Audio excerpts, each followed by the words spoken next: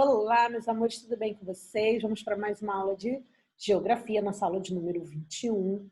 E a gente está no finalzinho do nosso livro 7, na última atividade. Tá? Então, abram o livro 7 de vocês, na página 210, e acompanhem os slides.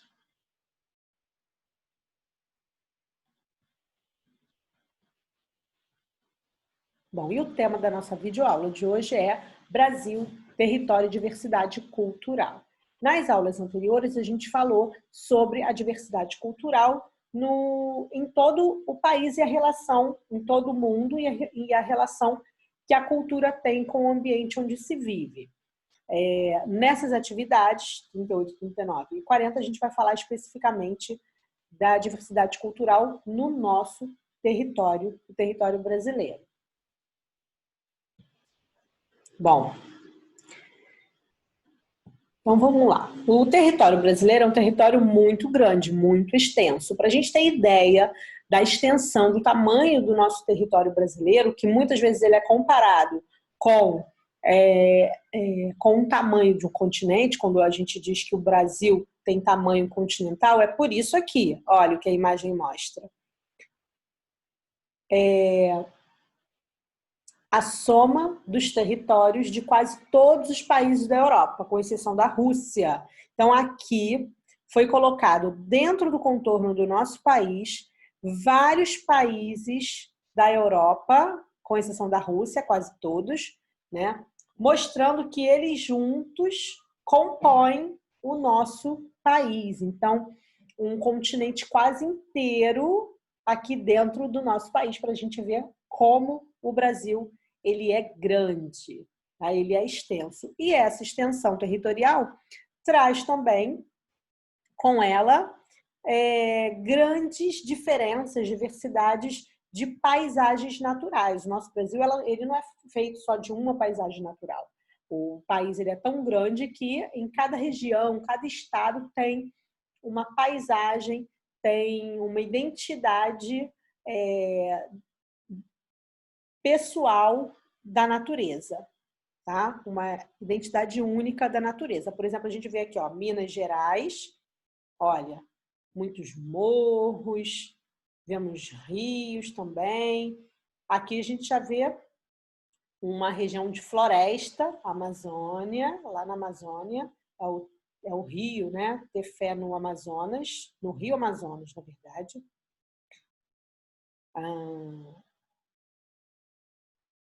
Cáceres, em Mato Grosso, uma vegetação mais rasteira, diferente da floresta lá na Amazônia. Barreirinhas no Maranhão, com as dunas, né? O mar, os lençóis maranhenses. Cachoeiras a gente tem bastante também. E as florestas, como eu já falei, né? A gente tem bastante. A gente tem a floresta amazônica, a gente tem no Rio de Janeiro também temos floresta, que a gente vai falar mais à frente. Então a gente vê que são muitas diferenças de clima, de relevo, de espaço mesmo natural, de paisagem natural em todo o nosso país. E essas paisagens, ela faz parte da nossa identidade cultural, né? Por exemplo, como diz aí na página 212 de vocês, pessoas que vivem em uma região fria, por exemplo, criam roupas capazes de aquecê-las. Então, a gente que vive numa região mais quente, que é o Rio de Janeiro, a gente usa menos roupas, tecidos mais leves, do que pessoas que moram em regiões mais frias. É muito comum, por exemplo, na Barra da Tijuca, a gente vê pessoas na rua, né, moradores dali, andando de biquíni, de top, com uma canga, com uma saída de praia. Diferente das pessoas que moram numa região mais fria ou numa região mais rural, né? Então, os ambientes, eles têm influência, né? Influenciam a identidade cultural, porém não é uma regra. E um exemplo disso é esse aqui, ó. Aqui a gente vê uma mulher com trajes típicos da região semiárida do Quênia, no continente africano.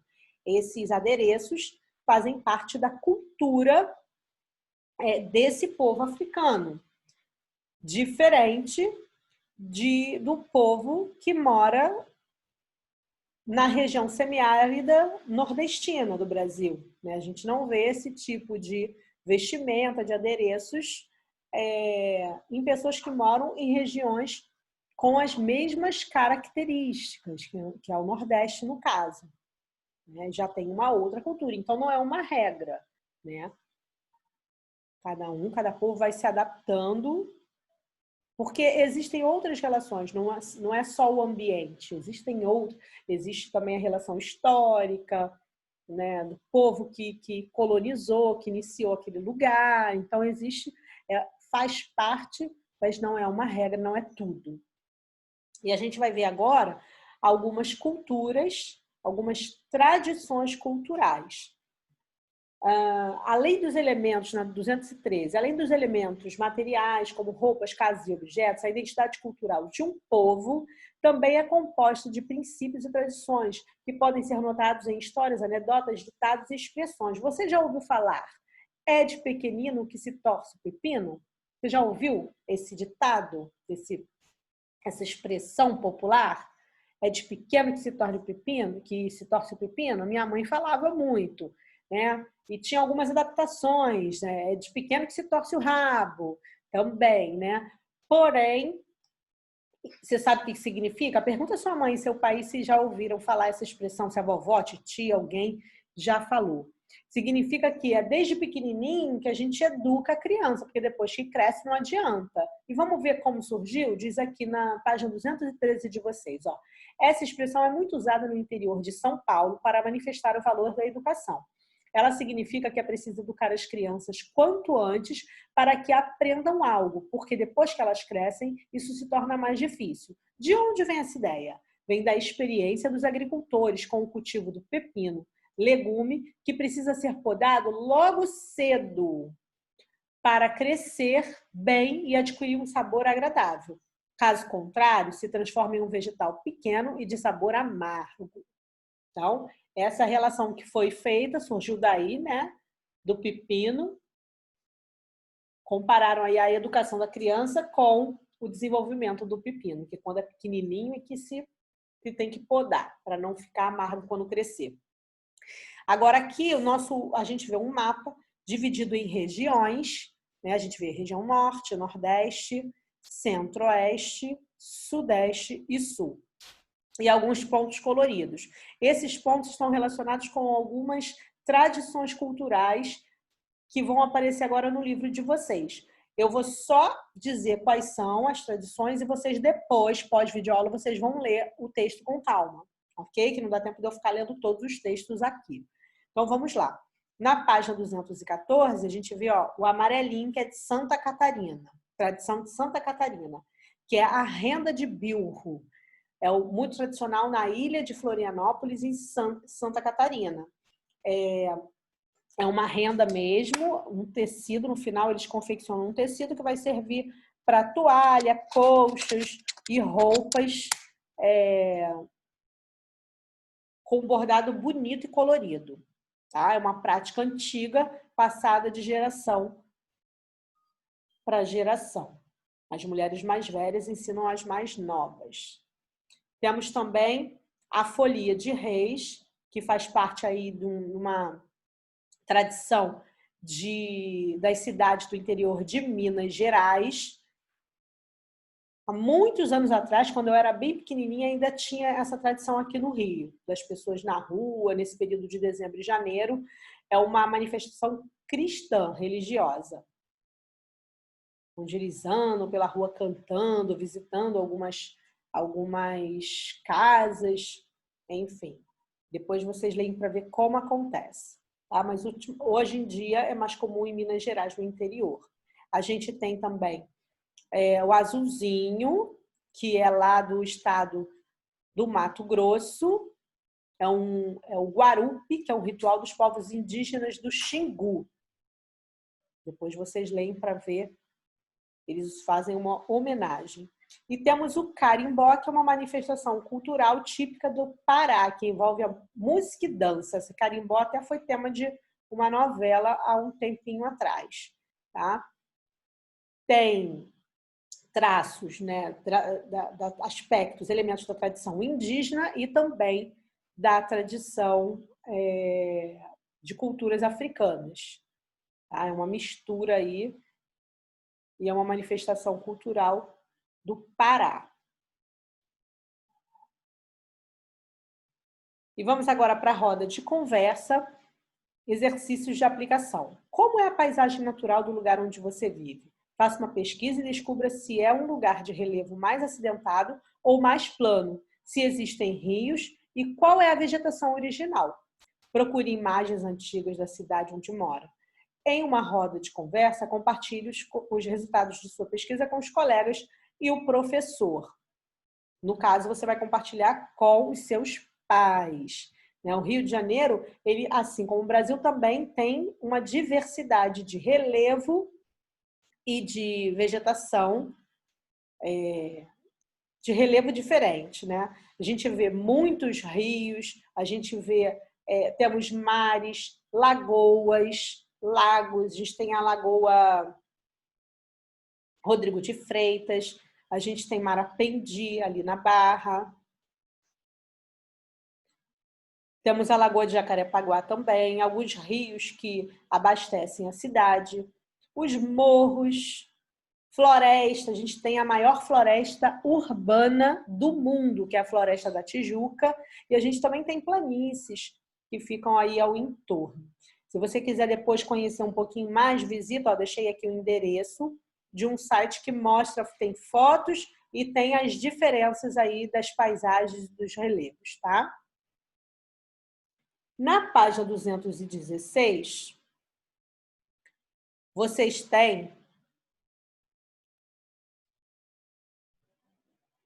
Bom, no número 2 é diversão à vista. Está falando sobre o boitatá. Você já ouviu falar o boitatá?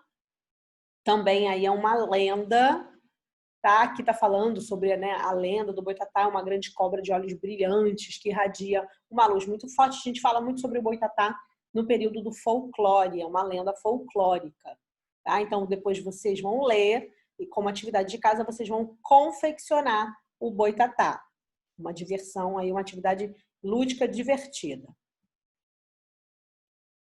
Número 3, exercícios propostos. Você já ouviu falar alguma expressão popular como é de pequenino que se torce pepino? Qual? Pergunte às pessoas da sua família se conhece alguma expressão popular e qual o seu significado. Registre a expressão encontrada e explique o que ela significa. Essa é uma atividade de resposta pessoal, tá? Não é a mesma, que essa aí a gente já tem no nosso livro, né? A explicação, o que ela significa, de onde surgiu. Você vai perguntar na sua família se conhecem outra expressão popular. Se a mamãe não conhecer, pergunta a titia. Se a tia não conhecer, pergunta o papai. Se o papai não conhecer, pergunta a vovó.